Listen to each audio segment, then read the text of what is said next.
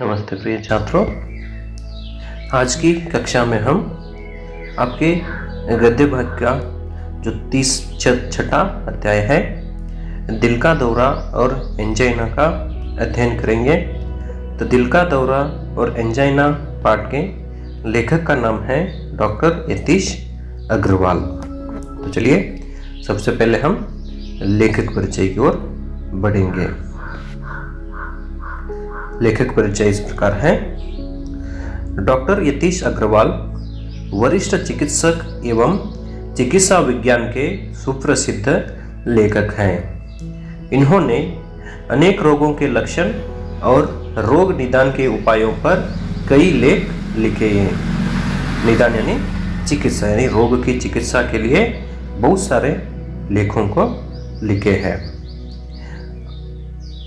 अग्रवाल जी फिलहाल दिल्ली के सफदरजंग अस्पताल में वरिष्ठ आचार्य के पद पर सेवारत हैं। तो इनको राष्ट्रीय एवं अंतर्राष्ट्रीय आरोग्य सेवा संस्थाओं से जुड़े हुए हैं।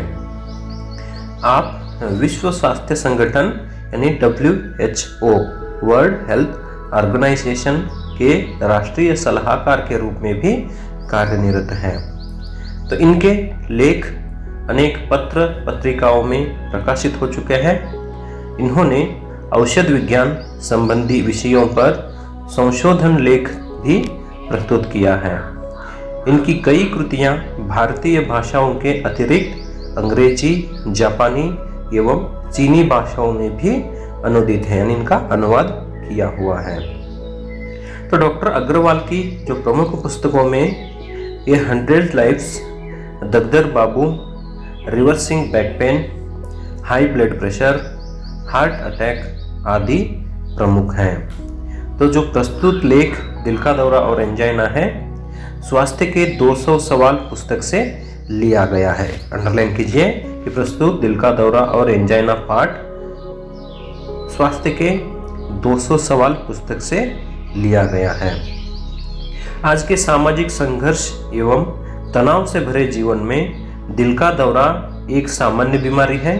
इससे बचाव और मुक्ति पाने के उपाय इस लेख में दिए गए हैं। तो दिल का दौरा और एंजाइना यानी हार्ट अटैक और एंजाइना है। तो हार्ट अटैक किस प्रकार से होता है और हार्ट अटैक होने के बाद तुरंत कौन सी कार्यवाही करना चाहिए और हार्ट अटैक न आने के लिए हमें कैसे सावधानी बरतनी चाहिए, उन सभी विचारों के बारे में यहाँ पर डॉक्टर यतीश अग्रवाल जी अपने विचारों को इस पाठ के माध्यम से व्यक्त किए हैं।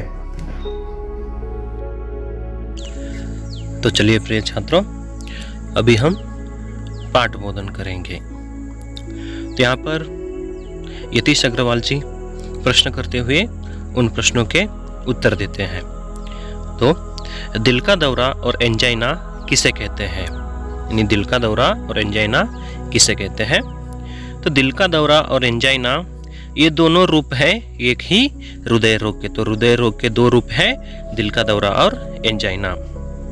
हृदय ही शरीर का वह महत्वपूर्ण अंग है जो शरीर के समस्त भागों में जीवनदायी रक्त को पंप करता है। यहाँ पर हृदय के बारे में कहते हैं कि हृदय ही एक ऐसा अंग है जो शरीर में रहने वाला कि शरीर के समस्त भागों में जीवनदायी रक्त को पंपिंग करने का काम यहाँ पर हृदय करता है। तो इस चित्र में आप देख सकते हैं कि इस प्रकार हृदय पंप कर रहा है। तो जब तक यह पंप करता रहेगा तब तक हम जीवित रहेंगे। और आगे कहते हैं, इस काम के लिए वह दिन रात कड़ी मेहनत करता है और उसे स्वयं भी ऊर्जा की जरूरत पड़ती है। तो यहाँ पर पूरे शरीर में रहने वाले भागों को जीवनदायी रक्त देने का कार्य करता है हृदय, तो उसको भी दिन रात कड़ी मेहनत करना पड़ता है और स्वयं उसके लिए ऊर्जा की जरूरत पड़ती है, यानी शक्ति की भी जरूरत पड़ती है। तो यहाँ पर हृदय शरीर के लिए काम करता है, तो यहाँ पर हृदय के लिए भी कुछ दो अंग काम करते हैं कि यह ऊर्जा उस तक पहुंचाती है कि दो मुख्य कोरोनरी धमनियां और उनकी छोटी बड़ी बहुत सी शाखाएं। तो यहाँ पर शरीर को शक्ति देने का काम यहाँ पर हृदय करता है और इस हृदय को शक्ति देने का काम यहाँ पर जो मुख्य कोरोनरी धमनियां होती है और उसके साथ छोटी बड़ी बहुत सी शाखाएं यहाँ पर हृदय को ऊर्जा देने का काम यानी शक्ति देने का काम करते हैं। जब कुछ कारणों से उनमें सिकुड़न आ जाती है तो हृदय को पर्याप्त मात्रा में ऊर्जा नहीं मिल पाती है। तो यहाँ पर जो मुख्य कोरोनरी धमनियां हैं तो वह अपना कार्य करते समय अगर वहां पर कुछ समस्या हो जाती है तब यहाँ पर हृदय को तकलीफ होने लग जाता है, क्योंकि यहाँ पर कोरोनरी धमनियां होती है। उन कोरोनरी धमनियों में जब सिकुड़न आ जाता है तब वह हृदय को जितनी मात्रा में शक्ति देना पड़ता है उस मात्रा में शक्ति नहीं दे पाता है। लेकिन हृदय तब भी किसी तरह काम चलाता रहता है कि यहाँ पर कोरोनरी धमनियों से हृदय को शक्ति न मिलने के कारण भी यहाँ पर हृदय कुछ काम चला लेता है। पर जब जब उसे अधिक काम करने की जरूरत पड़ती है यह स्थिति उसके लिए असहनीय हो जाती है और वह उस बोझ को सह पाने में अपने को असमर्थ पाता है। इसे ही कहते हैं एंजाइना। तो एंजाइना इसे कहते हैं कि यहाँ पर जो कोरोनरी धमनियां हैं जितनी मात्रा में हृदय को शक्ति देती हैं तो यहाँ पर कोरोनरी धमनियों में सिकुड़न आ जाने के कारण जितनी मात्रा में वह शक्ति हृदय को देना पसंद करती है यानी देना चाहती हैं उतनी मात्रा में शक्ति न देने के कारण वहाँ पर रुकावट हो जाती है। तो उसी दृश्य को हम यहाँ पर एंजाइना कहते हैं। तो इसका ही उग्र रूप है दिल का दौरा, जैसे हार्ट अटैक भी कहा जाता है। तो यहाँ पर कोरोनरी धमनियों में सिकुड़न आने के कारण हृदय को ऊर्जा न देने के कारण वहाँ पर एंजाइना हो जाता है। तो सबसे पहले एंजाइना होने के बाद यहाँ पर दिल का दौरा पड़ता है यानी हार्ट अटैक हो जाता है। हृदय को ऊर्जा पहुंचाने वाली किसी एक धमनी में एकाएक रुकावट आ जाने से ही दिल का दौरा पड़ता है। तो यहाँ पर हृदय को सही मात्रा में जो शक्ति को पहुंचाने वाले काम जो धमनियां करती है अगर वह धमनियां एकाएक अगर रुक जाती है तभी दिल का दौरा पड़ सकता है। ऊर्जा का स्रोत सूख जाने से हृदय की मांसपेशियां क्षतिग्रस्त हो जाती है। तो यहाँ पर जो ऊर्जा देने का स्रोत यहाँ पर धमनियों को मानते हैं तो धमनियां ही यहाँ पर ऊर्जा देने का काम बंद कर देती है। तो यहाँ पर हमारी जो मांसपेशियां होते हैं यानी मांसखंडगणों यहाँ पर क्षतिग्रस्त हो जाते हैं यानी शक्तिहीन हो जाते हैं और ठीक से काम नहीं कर पाती और इससे हृदय की रक्त पंप करने की प्रक्रिया कमजोर पड़ने लगती है और धड़कन अनियमित हो जाती है और हृदय अवरुद्ध हो सकता है। यहाँ पर जिस प्रकार से हृदय को शक्ति देने का काम यहाँ पर धमनियां करती है तो धमनियां भी अपना काम यहाँ पर सही तरह से नहीं कर पाती है क्योंकि यहाँ पर उनकी सिकुड़न हो जाती है। तो सिकुड़न होने के कारण यहाँ पर हृदय को जितनी मात्रा में शक्ति देना है वह नहीं दे पाती है। तो न देने के कारण यहाँ पर हृदय जो रक्त का पंप करता है तो रक्त का पंप करने के लिए जितनी मात्रा में शक्ति होनी चाहिए वह शक्ति न होने के कारण यहाँ पर हृदय भी कमजोर हो जाता है। तो कमजोर होने के कारण यहाँ पर हमारे दिल की धड़कन अनियमित हो जाती है और हमारा हृदय यहाँ पर शांत हो जाता है। तो उदाहरण के लिए आप एक पाइप लगाते हैं जो पानी का बहाव करने के लिए, तो उस समय क्या करता है पानी की जो प्रेशर होती है वह बहुत ही तेज होता है। तो आप पानी की जो नल से पाइप लगाते हैं तो उस समय में एक पाइप लगाने के बाद नल चालू कर दीजिए और चालू करने के बाद कहीं आप जाकर कहीं पर पाइप को जब रोक लगाते हैं तो यहाँ पर पीछे दबाव होता है। उसी प्रकार यहाँ पर कोरोनरी धमनियाँ सही तरह से काम नहीं कर पाती, वहाँ पर सिकुड़न होने के कारण वह दबाव उसका असर सीधा हृदय पे पड़ता है। तो यहाँ पर एक दृश्य दिया गया है, उसको आप देख लीजिए।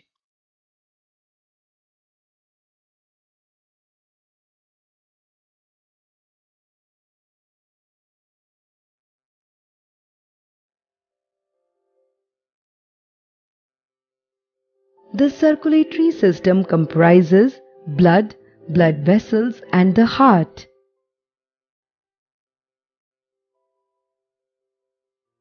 The heart is the central organ for pumping the blood throughout the body. Heart is made up of strong cardiac muscles. Heart pumps liquid blood, a tissue which transports nutrients, gases, waste, etc. along with it. the right upper atrium receives deoxygenated blood from whole body, which is pumped into right ventricle below, and it sends the blood to lungs for oxygenation via pulmonary artery.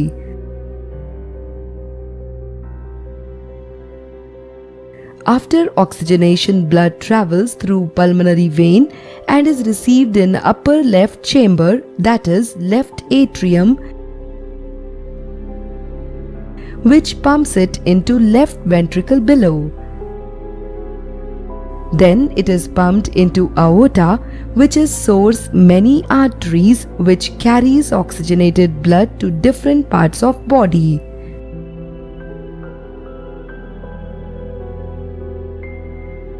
Arteries get divided into very narrow blood capillaries where exchange of substances takes place. तो चलिए आगे बढ़ेंगे। दूसरा प्रश्न यहाँ पर, यह रोग किन कारणों से होता है? तो यहाँ पर दिल का दौरा और एंजाइना किन कारणों से होता है यहाँ पर बताया है कि अनियमित उच्च रक्तपात यानी हाई ब्लड प्रेशर, डायबिटीज यानी शुगर, मोटापा, मानसिक तनाव, अधिक मात्रा में धूम्रपान और वसायुक्त खाद्यों का सेवन, मदिरापान, रक्त में कोलेस्ट्रॉल का बढ़ जाना और परिवार के अन्य सदस्यों में इस रोग का होना और व्यायाम तथा शारीरिक मेहनत न करना। तो यहाँ पर दिल का दौरा और एंजाइना बढ़ने का प्रमुख कारण है यानी अनियमित उच्च रक्तपात यानी हाई ब्लड प्रेशर के कारण, डायबिटीज के कारण यानी शुगर कहते हैं उसके कारण, और जो मोटापा है यानी जो व्यक्ति बहुत ही फैट होते हैं, जो मोटे होते हैं, उनको भी यहाँ पर दिल का दौरा पड़ सकता है। और मानसिक तनाव कि ज़्यादा देर तक हम एक ही विचारों को सोचते हुए जब मानसिक तनाव में चले जाते हैं उस समय भी दिल का दौरा पड़ सकता है। तो दिल का दौरा पड़ने के लिए यह भी एक कारण है। और अधिक मात्रा में धूम्रपान, तो यहाँ पर धुआं उड़ाते हैं ना, तो उसके कारण भी यहाँ पर दिल का दौरा पड़ सकता है। और वसायुक्त खाद्यों का सेवन, तो यहाँ पर जो वसा यानी जो फैट होते हैं तो जंक फूड कहते हैं, उनका ज़्यादा सेवन भी यहाँ पर दिल का दौरा पड़ने का कारण है। और उसके बाद मदिरापान यानी शराब पीना, तो ज़्यादा शराब पीने से भी यह दिल का दौरा पड़ सकता है। और रक्त में कोलेस्ट्रॉल का बढ़ जाना और परिवार के अन्य सदस्यों में भी इस रोग का होना और व्यायाम तथा शारीरिक मेहनत न करना। अगर हम सही समय पर व्यायाम नहीं करते हैं, शारीरिक परिश्रम नहीं करते हैं, तो दिल का दौरा पड़ सकता है। और इस रोग के मुख्य कारण समझे जाते हैं, तो मोटापा है, मानसिक तनाव है, अधिक मात्रा में धूम्रपान करना है, मदिरापान करना है और वसायुक्त खाद्यों का सेवन करना और हाई ब्लड प्रेशर, डायबिटीज, ये सभी दिल का दौरा पड़ने के प्रमुख कारण माने जाते हैं। इसके अलावा व्यक्तित्व का भी रोग इसे करीबी संबंध पाता है। ऐसे लोग जिनके स्वभाव में उग्रता होती है या जो प्रतिकूल परिस्थितियों को स्वीकार नहीं कर पाते और अपने गमों में भीतर ही भीतर घुलते रहते हैं, उनमें यह रोग अधिक देखा जाता है। यानी जो व्यक्ति अपने मन ही मन में दुखी हुए रहते हैं और अकेलापन महसूस करने वाले लोग रहते हैं और अपने मन में जो भी दुख होता है उन दुख को अंदर ही अंदर सह लेने वाले व्यक्तियों के अंदर भी यह रोग दिखाई देता है। और जो भी जिंदगी में कौन से भी प्रतिकूल यानी बहुत ही बुरे समय आ जाते हैं, तो उस समय के साथ उन परिस्थितियों के साथ सही तरह से बर्ताव नहीं कर पाते हैं, तो ऐसे व्यक्तियों को भी दिल का दौरा पड़ सकता है। और इसी तरह अकेले जिंदगी बसर करने वाले लोगों में भी यह रोग दिखाई पड़ता है। यानी अकेली जिंदगी यानी जो कुछ लोग क्या है अकेलापन रहना चाहते, अकेले रहना चाहते हैं, तो इसी कारण ऐसे लोगों में भी यह दिल का दौरा पड़ सकता है। और ये खास बात यह है कि यह जो बीमारी है शहरी लोगों में ज़्यादा पाई जाती है। यानी शहर में रहने वाले लोगों में दिल के दौरे के संबंधी बीमारी होती है। शहरी जिंदगी की कश्मकश और आधुनिकीकरण से जीवन के तौर तरीकों में हुआ बदलाव दिल को रास नहीं आता है। तो यहाँ पर शहरी जीवन में रहने वाले लोगों को बहुत ही तनाव होता है, तो भागदौड़ की जिंदगी होती है, उसके कारण यहाँ पर दिल का दौरा पड़ सकता है। और बढ़ता मानसिक तनाव, कुर्सी पर बैठे रहने की नौकरी जिसमें कोई शारीरिक श्रम नहीं होता है और जिंदगी की भाग दौड़ जिसमें व्यायाम के लिए समय नहीं, खान पान में आया अंतर और जंक फूड का प्रचलन, इस सब से इस रोग को बढ़ावा मिलता है। तो यहाँ पर शहरी जीवन बिताने वाले लोग क्या करते हैं, यहाँ पर मानसिक तनाव ज़्यादा होता है और कुर्सी पर बैठे बैठे नौकरियाँ करते हैं। उसके कारण यहाँ पर जो समय होता है उस समय में शरीर तरह से शारीरिक परिश्रम नहीं कर पाते हैं और अपनी ज़िंदगी की भागदौड़ के कारण व्यायाम करना ही भूल देते हैं और उसके साथ साथ यहाँ पर जंक फूड यानी वसा वाले फूड को खाते हैं, उस खाने को खाते हैं। उसी कारण यहाँ पर दिल का दौरा पड़ने के लिए बढ़ावा मिल सकता है। तो यहाँ पर इन सभी कारणों से दिल का दौरा पड़ सकता है। तो आपको एक सुझाव है कि आप भी नियमित समय पर व्यायाम करते रहिए और अपने शरीर के प्रति ध्यान रखिए। वसा युक्त खाद्य को खाना मना है। और इसके आगे, यह किस उम्र का रोग है? तो उत्तर है, आमतौर से एंजाइना और दिल का दौरा 45 वर्ष से अधिक उम्र के व्यक्तियों में ही देखे जाते हैं। यानी यहाँ पर 45 साल हुए जो व्यक्ति होते हैं उनमें ही आमतौर पर यह एंजाइना और दिल का दौरा देखने को मिलता है।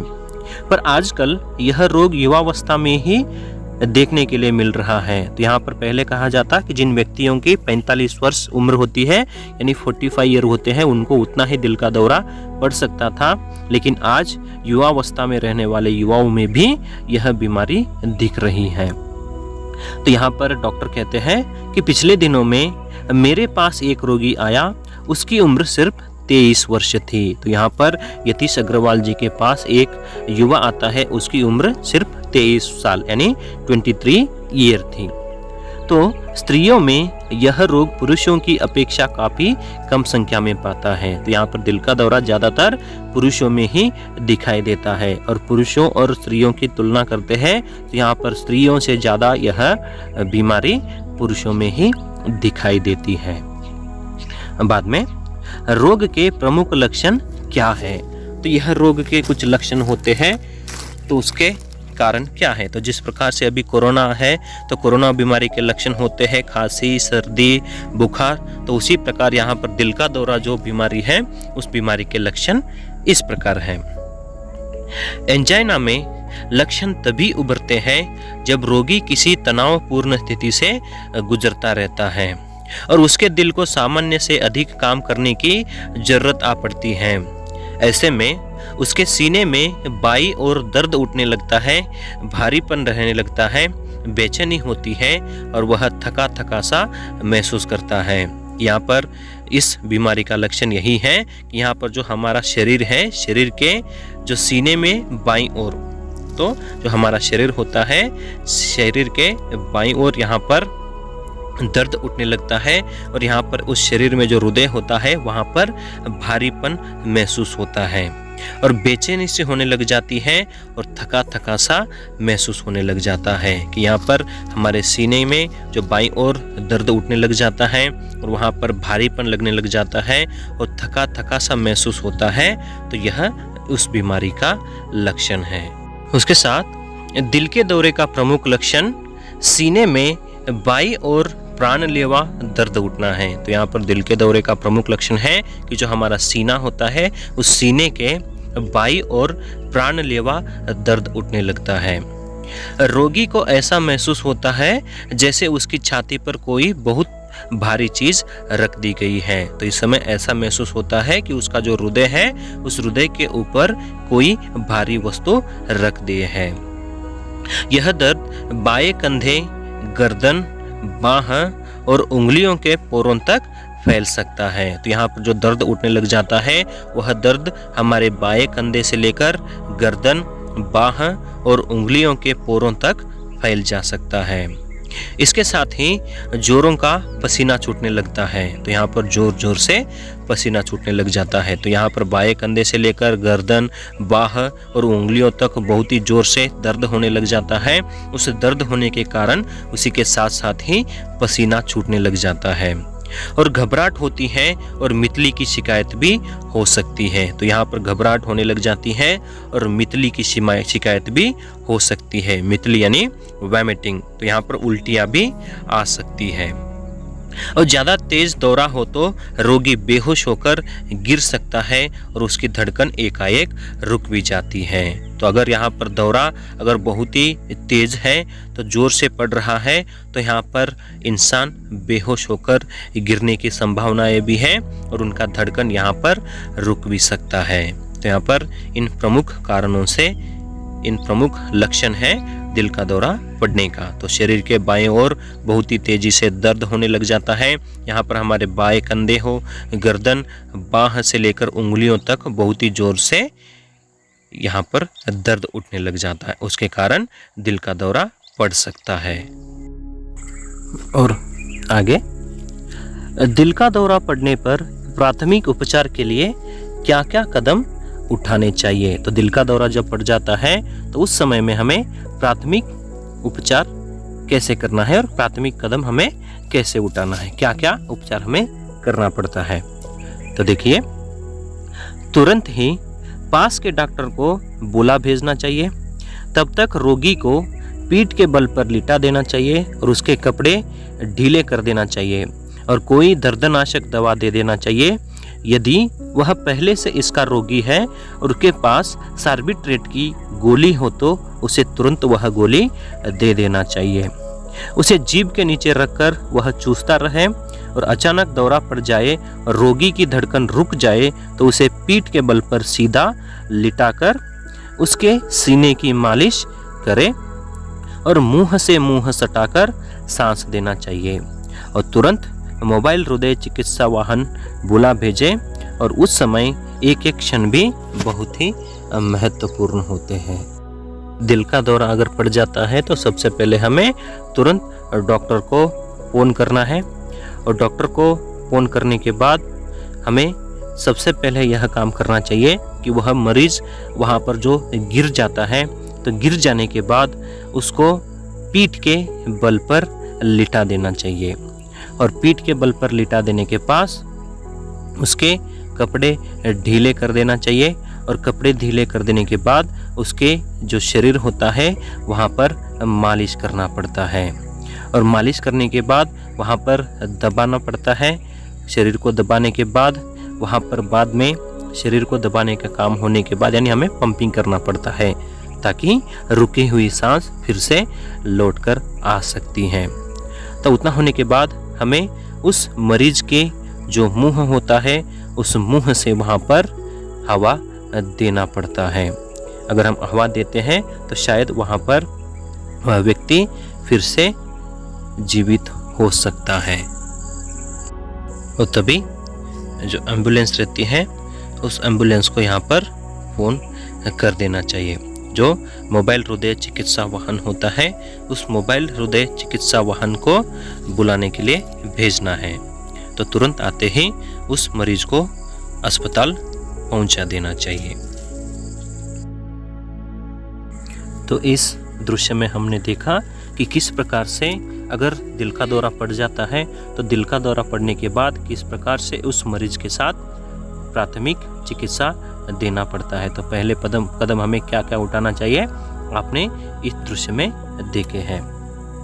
तो उसके बाद क्या किन्हीं अन्य रोगों में भी इस तरह के लक्षण उभर सकते हैं। तो यहाँ पर जो बाही और दर्द उठना और यहाँ पर मरीज बेहोश होकर गिर जाना, तो यह जो लक्षण हैं क्या अन्य प्रकार के लोगों में ही दिख सकते हैं, प्रश्न है।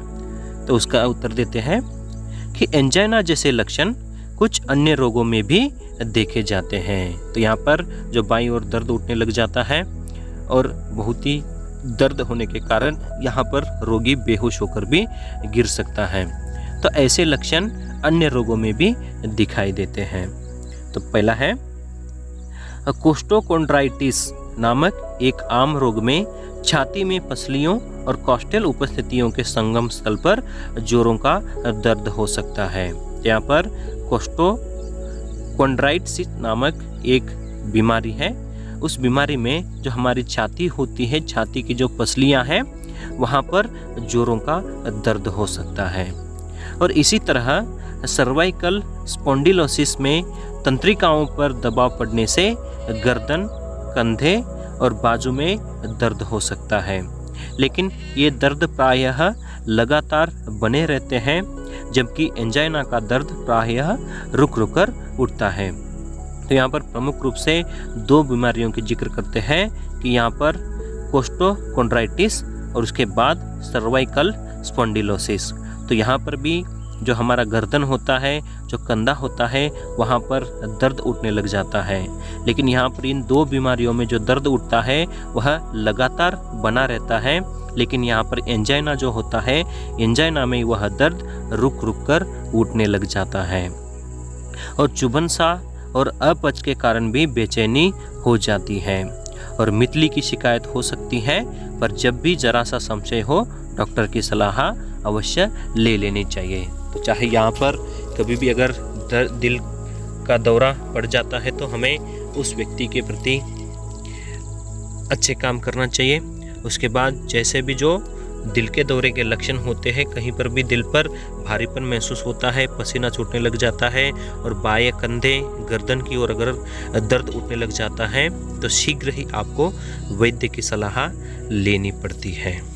तो प्रिय छात्रों, आज की कक्षा में हमने दिल का दौरा किसे कहते हैं, दिल का दौरा और एंजाइना किसे कहते हैं, दिल का दौरा और एंजाइना के लक्षण क्या है, और दिल का दौरा और एंजाइना किस उम्र के लोगों में दिखाई देते हैं, और दिल का दौरा पड़ने के बाद प्राथमिक चिकित्सा हमने कैसा देना चाहिए, और दिल का दौरे जैसे ही जो लक्षण अन्य कौन से बीमारियों में दिखाई देते हैं, उन सभी विषयों के बारे में आज हमने चर्चा किए हैं। और अगली क्लास में अगले विषय के बारे में हम अध्ययन करेंगे। धन्यवाद।